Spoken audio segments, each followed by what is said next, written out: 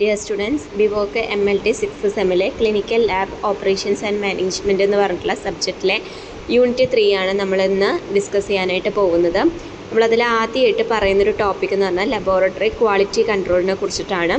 Laboratory quality കൺട്രോളിനെ നമ്മൾ QC എന്നാണ് denote ചെയ്യുന്നത്. ഈ QC എന്ന് പറയുന്നത് നമുക്ക് എന്തിനു വേണ്ടിയിട്ടാണ്? നമ്മുടെ ക്വാളിറ്റി അറിയുന്നതിന് വേണ്ടി, നമ്മുടെ ലാബിൽ ചെയ്യുന്ന വർക്കുകളുടെ ക്വാളിറ്റി എത്രത്തോളം ഉണ്ട്, കൃത്യമായിട്ടുള്ള റിസൾട്ടുകൾ തന്നെയാണോ നമുക്ക് തരുന്നത് എന്നറിയുന്നതിന് വേണ്ടിയിട്ടാണ് ലബോറട്ടറി ക്വാളിറ്റി കൺട്രോൾ നമ്മൾ ചെക്ക് ചെയ്യുന്നത്.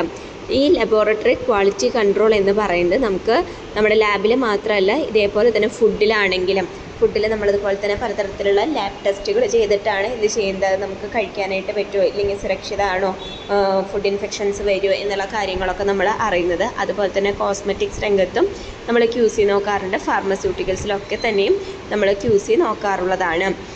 പിന്നെ നമുക്കിത് എന്തിനൊക്കെ വേണ്ടിയിട്ടാണ് നമ്മൾ ഈ ഒരു ക്വാളിറ്റി കൺട്രോൾ ചെക്ക് ചെയ്യുന്നതെന്ന് വെച്ചിട്ടുണ്ടെങ്കിൽ, നമ്മുടെ പ്രൊഡക്റ്റിൻ്റെ ക്വാളിറ്റി നമുക്ക് അറിയുന്നതിന് വേണ്ടിയിട്ടും, അതുപോലെ തന്നെ നമുക്കത് നമ്മുടെ റിസൾട്ടുകളെല്ലാം കൃത്യതയുള്ളതാണോ എന്നുള്ള കാര്യങ്ങൾ നമുക്ക് അറിയുന്നതിനൊക്കെ വേണ്ടിയിട്ടാണ് നമ്മൾ എന്ത് ചെയ്യുന്നത്, QC ചെക്ക് ചെയ്യുന്നത്.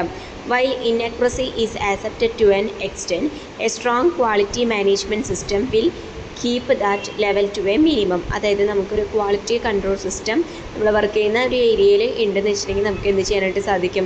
കൃത്യമായിട്ടുള്ള റിസൾട്ടുകൾ കിട്ടുന്ന ഇല്ലെങ്കിൽ കൃത്യമായിട്ടുള്ള റിസൾട്ടുകൾ നമുക്ക് പ്രൊവൈഡ് ചെയ്യാനായിട്ട് സാധിക്കുന്നതാണ്. അതുപോലെ തന്നെ നമുക്ക് ഈ ഒരു QC ഒന്നും ഇല്ലെന്ന് വെച്ചിട്ടുണ്ടെങ്കിൽ നമുക്ക് വളരെയധികം പ്രശ്നങ്ങൾ, നമ്മുടെ ലാബിലൊക്കെ വളരെയധികം പ്രശ്നങ്ങൾ ഉണ്ടാവുന്നതാണ്. Lab staff strive to meet quality and complaint standard to ensure output are reliable and conform to regulations. അതായത് നമ്മൾ സാധാരണയായിട്ട് ഓരോ മാസം കൂടുമ്പോഴൊക്കെയാണ് ക്വാളിറ്റി കൺട്രോൾ നമ്മൾ ചെക്ക് ചെയ്യുക. അപ്പോൾ അങ്ങനെ ക്വാളിറ്റി കൺട്രോളൊന്നും ഇല്ലാതെ വരുമ്പോൾ നമ്മളിപ്പോൾ വാങ്ങിച്ചു വെച്ചിട്ടുള്ള മെഷീനുകളൊക്കെ ഇല്ലെങ്കിൽ നമ്മൾ ചെയ്യുന്ന ടെസ്റ്റുകളൊക്കെ മുന്നേ തന്നെ ചെയ്ത് തുടങ്ങിയിട്ടുള്ളതായിരിക്കും. പക്ഷേ ഇപ്പോൾ അതിൻ്റെ വാല്യൂസ് മാറിയിട്ടുണ്ടോ, ഇല്ലെങ്കിൽ അതിലെന്തെങ്കിലും പ്രശ്നങ്ങൾ വന്നിട്ടുണ്ടോ എന്നുള്ളത് നമ്മൾ അറിയില്ല.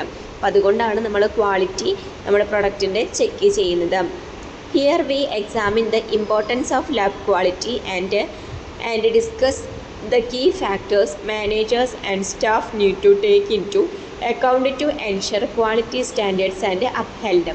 അപ്പോൾ നമ്മളിവിടെ പഠിക്കാനായിട്ട് പോകുന്നത് നമ്മുടെ മാനേജേഴ്സ് ആണെങ്കിലും ഇല്ലെങ്കിൽ നമ്മുടെ ലാബിൽ വർക്ക് ചെയ്യുന്ന സ്റ്റാഫുകളാണെങ്കിലും എങ്ങനെയാണ് നമ്മുടെ ക്വാളിറ്റി എൻഷുർ ചെയ്യേണ്ടത് എന്നുള്ള കാര്യങ്ങളാണ്. The importance of lab quality, എങ്ങനെ നമുക്ക് ലാബ് ക്വാളിറ്റി ഇല്ലെങ്കിൽ നമ്മുടെ ലാബ് ക്വാളിറ്റിയുടെ ഇമ്പോർട്ടൻസ് എന്താണെന്നാണ് ഇവിടെ പറഞ്ഞിരിക്കുന്നത്.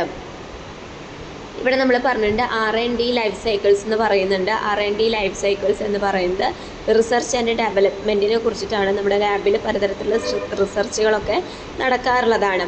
He adds that labs need to ensure scientists are able to capture and store data accurately and efficiently and access and share existing data easily. അതായത് നമുക്കിപ്പോൾ നമ്മുടെ റിസർച്ചേഴ്സൊക്കെ ചെയ്യുന്ന പലതരത്തിലുള്ള കാര്യങ്ങൾ, ഇല്ലെങ്കിൽ പലതരത്തിലുള്ള അറിവുകൾ നമുക്ക് പെട്ടെന്ന് തന്നെ ഷെയർ ചെയ്യാനായിട്ട് പറ്റുന്നതും ഈ ഡാറ്റാസൊക്കെ നമുക്ക് ഈസിലി ആക്സസബിളും ആവണം.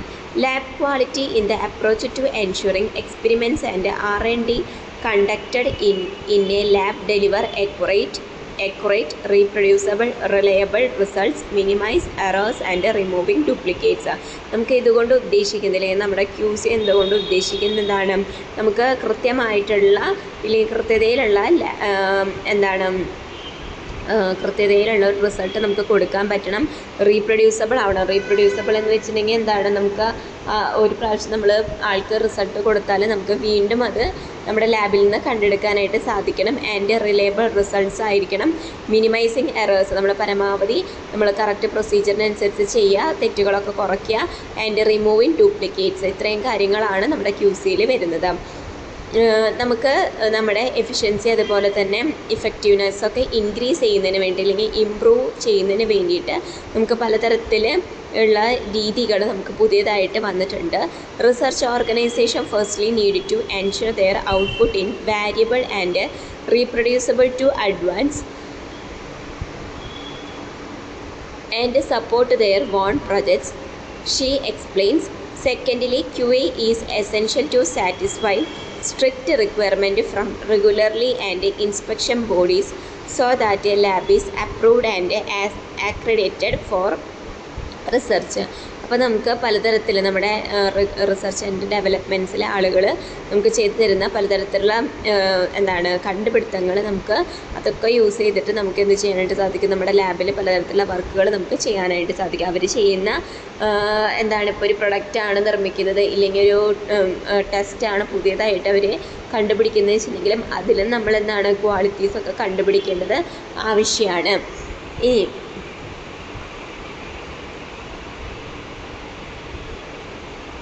നെക്സ്റ്റ് നമ്മൾ പറയുന്നത് the international organisation for standardisation defines a quality management system as coordinated activities to direct and control and organisation with regard to quality. അതായത് നമ്മുടെ ഈ ഒരു ഇൻ്റർനാഷണൽ ഓർഗനൈസേഷൻ ഫോർ സ്റ്റാൻഡർഡൈസേഷൻ, അതാണ് ISO എന്ന് പറയുന്നത്.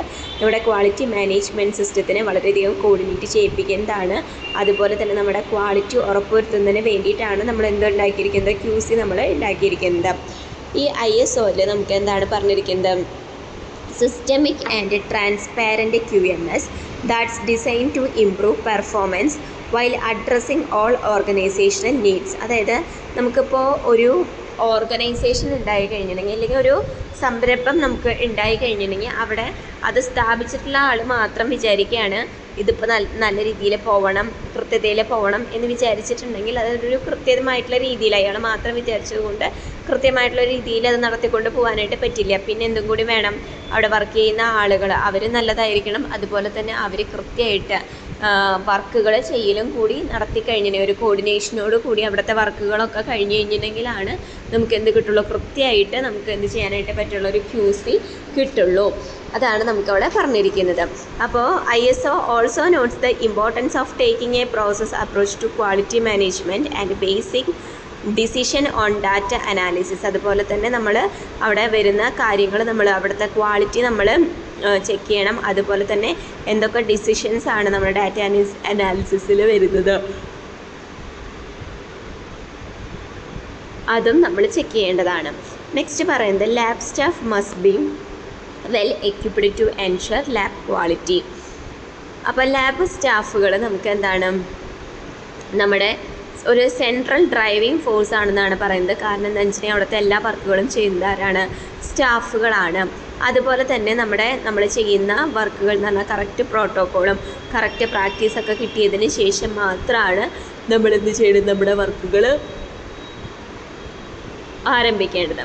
Staff should be fully trained in all aspects of their respective roles so that they can confidentially fulfill their responsibilities. അതായത് നമ്മുടെ എല്ലാ സ്റ്റാഫുകളും കൃത്യമായിട്ടുള്ള ട്രെയിനിങ് കിട്ടിയിട്ടുള്ളതായിരിക്കണം. അതുപോലെ തന്നെ അവരവരുടെ കാര്യങ്ങൾ എന്തൊക്കെ ഉത്തരവാദിത്തങ്ങൾ എനിക്കുണ്ട് അതിനനുസരിച്ച് കൃത്യമായിട്ട് വർക്ക് ചെയ്യുന്നവരെ ആയിരിക്കണം. As well as often overlooked components such as team morale and staff autonomy.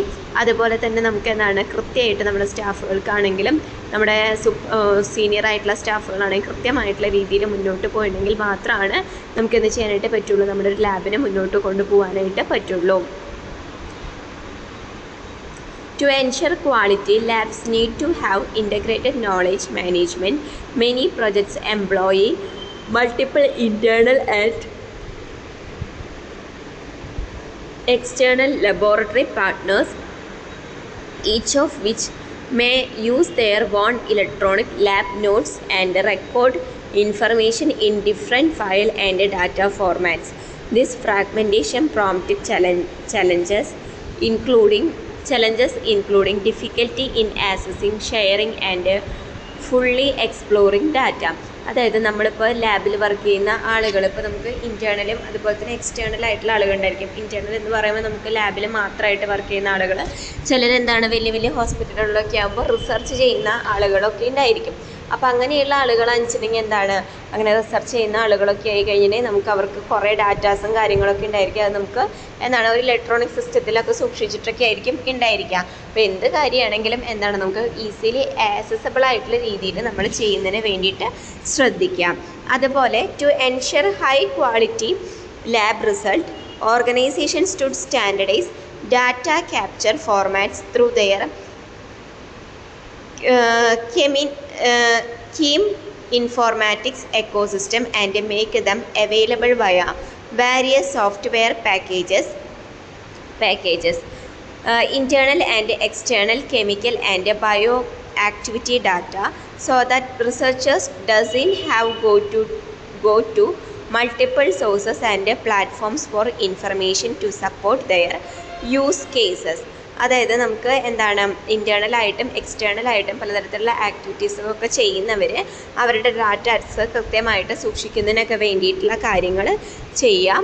അതുപോലെ തന്നെ leadership team also venture outside of the organization to collaborate with their companies in the same industry. A fundamental step in maintaining quality is good communication internally, but equally organization should look outside of the one lab to facilitate sharing best practices with companies facing similar challenges. അതുപോലെ തന്നെ എന്താണ് നമുക്ക് പലതരത്തിലുള്ള കമ്പനികളായിട്ടും ഒക്കെ നമുക്ക് എന്താണ് അടുപ്പുണ്ടായിരിക്കും. അപ്പോൾ അങ്ങനെയുള്ള ആളുകളുമായിട്ട് നമുക്ക് നല്ല രീതിയിൽ അല്ലെങ്കിൽ ഒരു ക്വാളിറ്റി നിലനിർത്തി നമുക്ക് മുന്നോട്ട് കൊണ്ടുപോകാനായിട്ട് നമുക്ക് സാധിക്കണം.